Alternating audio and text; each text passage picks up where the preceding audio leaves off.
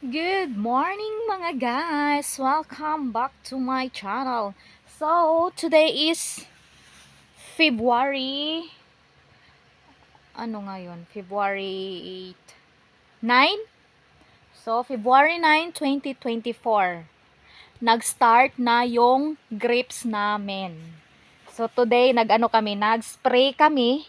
Tatlo kami ng amo ko, yung amo kong lalaki at saka yung asawa niyang babae. So, nag-spray kami ngayon today. So, ngayon ko lang alam ngayon ko lang nalaman na ngayon pala nag-start na yung grapes. So, ayan.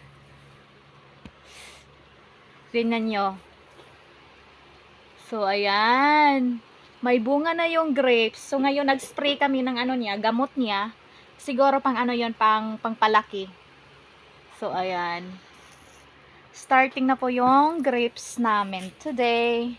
So, ito na yung trabaho namin. At alam nyo yung grapes na to, pagdating ko dito sa kaisya na to or company, naka-harvest na ako dito. Naka-harvest na ako dito once. So, ngayon, namunga siya ulit. Di ko natanong sa amo ko or hindi ko alam kung ilang beses to siya mamunga. Basta, yung naabutan ko ay naka-harvest ako dito, tapos ngayon, namunga na naman ulit. So, ngayon, ayan. Nag-spray kami ngayong araw. So, ganon. Isang pa lang to, marami pang bahay-bahay ng grapes. Dito pa lang, first pa lang namin ngayon nag-spray ng grapes. So, syempre, no. Ay. I-ano ko yung anong hitsura ko sa pag-spray. Against the light. Parang madilim, no? Sa kabila tayo. Sobrang init dito kasi palibot siya is naka-close. Kasi bawal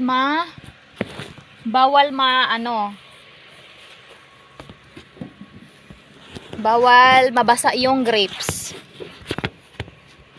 So, ayan. I-ano ko sa inyo yung itsura ko mag-spray.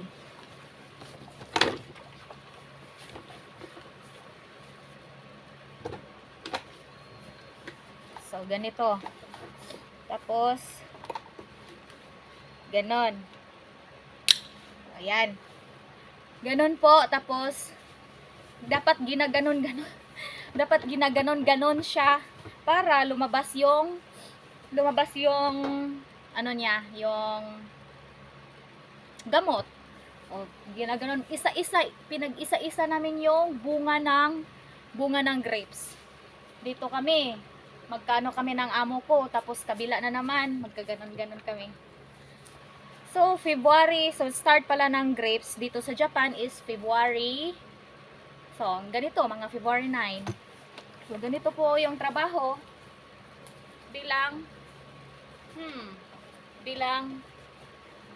farmer ng Japan. 'Di ba?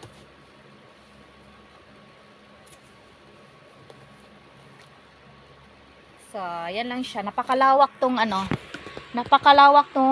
grapes na to. At yung grapes pala to is hindi to siya green. Ito ay violet. Violet to